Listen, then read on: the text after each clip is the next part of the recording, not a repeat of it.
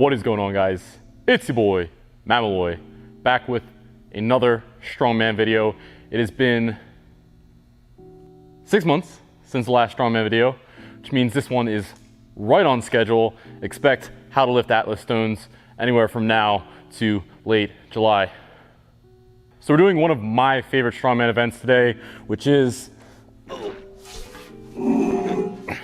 the log clean and press. Whenever I tell someone what strongman is who don't already know, I go with, it's the big guys who picked up the rocks. If that doesn't work, I go, it's the big guys who pick up the logs. And if that doesn't work, then you just say, do you know the mountain from Game of Thrones? Works every time. But yeah, as pieces of strongman equipment become more readily available and just cheaper to purchase, I think this is one of the ones you're going to see go into, more commercial gym type environments first before all the other stuff. We've even most recently seen the world's strongest surf clam messing around with the log clean and press, and I think you'll just see this seeping into people's workouts who don't even particularly care about strongman. There are definitely pieces of strongman equipment that I don't believe are 100% necessary. They're just kind of fun to have.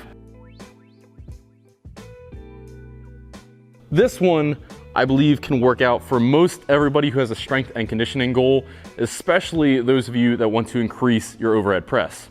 Pressing a log is just an all-around harder version of the standard issue barbell overhead press. So if you get really good at learning how to press a log, coming back to the standard issue barbell is going to seem like a walk in the park. You're also definitely going to build a strong sense of gratitude for the ability to breathe while pressing. More on that later. And I'm going to teach you guys the real deal log clean and press, starting from the floor.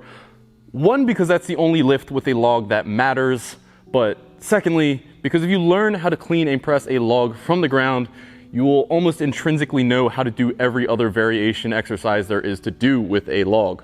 And I basically like to say this before every strongman implement I teach.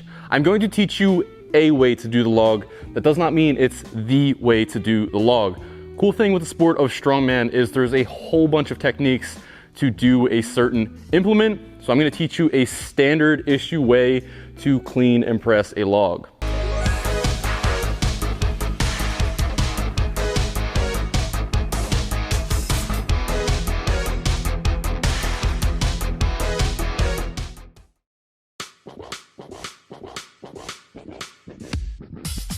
Approach the log and set up with a nice, athletic, approximately shoulder width stance or a little wider than shoulder width stance.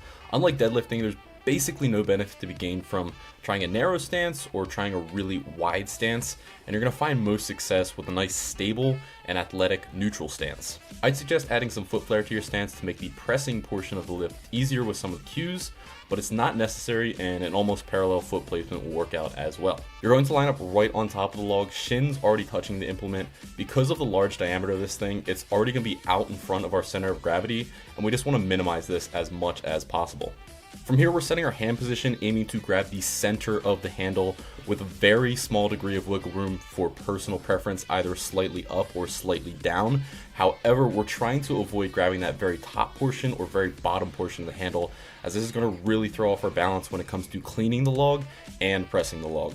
Also, very subtle technique tip here, we're going to turn the log away from us until the bottom edge of the log comes in contact with the bottom of our wrist. This is really subtle, it seems stupid, but don't skip this part. It's going to help us get a little more torque in the clean, and it's going to help us with some positioning down the line. Other than that, you're thinking very similar to how you would for a deadlift, lats tight and packed in, lower back pulled out and core braced, and you're going to think about driving off the floor like you are leg pressing the ground away from you.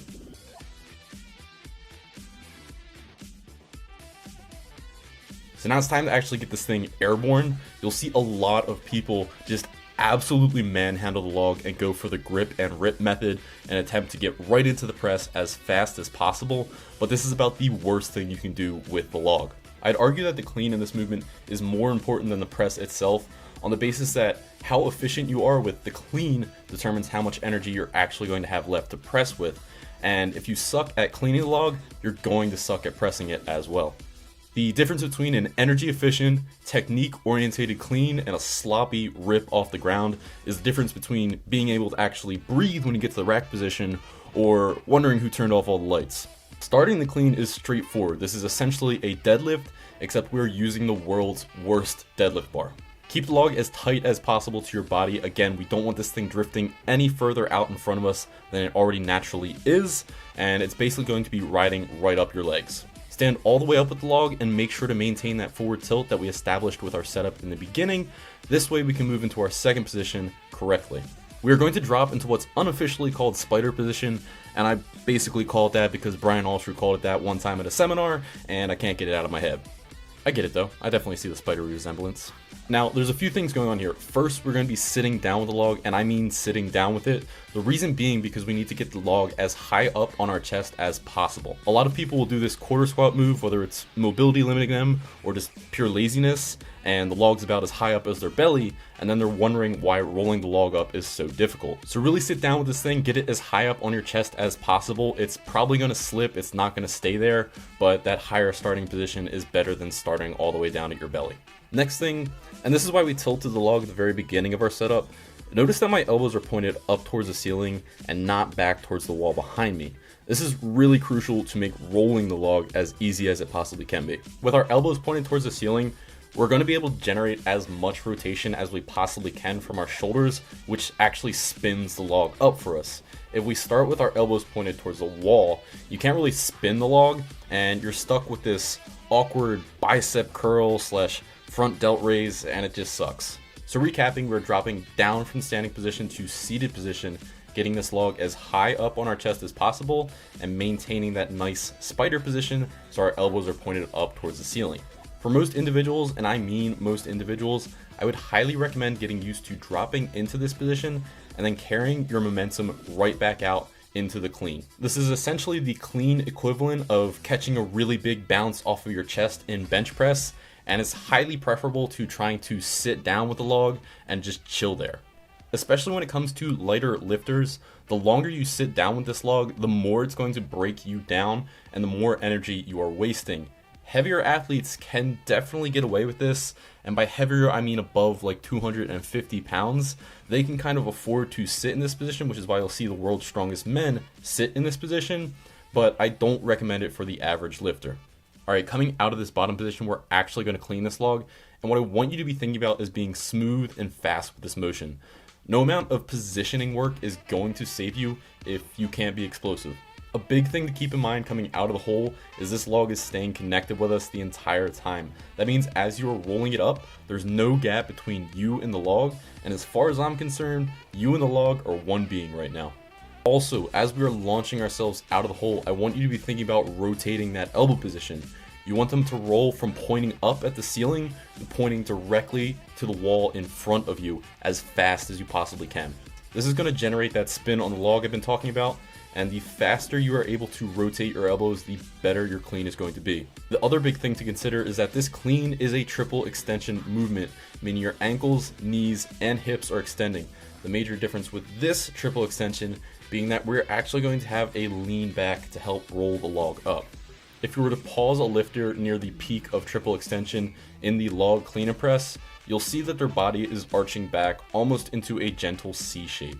And I want to be clear that this is 100% okay. Your back was made to complete this motion and you aren't going to get hurt. Stop listening to those stupid infographics with the erector spinae highlighted in red that shows someone going into back extension and acting like that's going to snap all of your vertebrae at once. You'll be completely safe, I promise you. We basically need this back extension to happen. Trying to clean a log with a perfectly straight up and down torso is just a bad time, and again it brings us back to basically curling the log up, which isn't going to be so hot.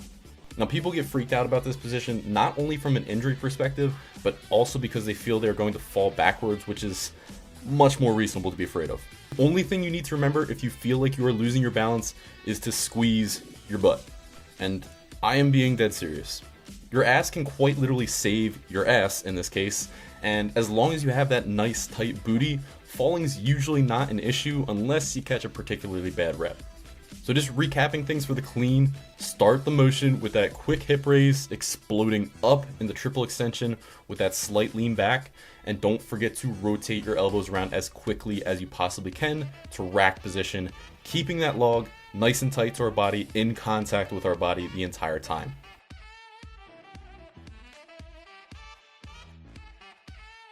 So at this point, you might be gaining an appreciation for why this movement is so damn hard. We just put in all of that work, and we've still yet to complete a single rep. As far as strongman is concerned, you've basically done nothing. But we are at least at the fun part now. We get to try and put this thing over our head. Here's how we do it. One of the big things to remember with this press is we don't want our rack position to get lazy elbows. Stay nice and high, pointing in front of you, and when you go to dip and press, they remain in that position. Common error you'll see is when people go to dip for the press, they lose that nice high rack position, and once you lose it, this press is extremely more difficult. To facilitate this high elbow position and a good rack position for the log, a weird part of log technique is you're actually going to be looking straight up at the ceiling, and the log is going to be right up against your throat. Unfortunately, there's really no other way to do this rack position because the log is so massive in diameter. So if you can see in front of you, if you can see in front of the log, you know that your rack position is not high enough. So we've got our rack position, we're looking up towards the ceiling, the log is kind of choking us out, it's just part of the game. This is where you can take a second breath and breathe and brace before going for the dip and press. Extremely common with log clean and press technique is you'll take one breath for your brace for the clean portion of this lift, and then once you get to the rack position, you'll take another breath before the press. Once we've got that brace, we'll take our dip, which is essentially just a quarter squat. Keep your knees driven out, maintain that rack position, and then drive up hard.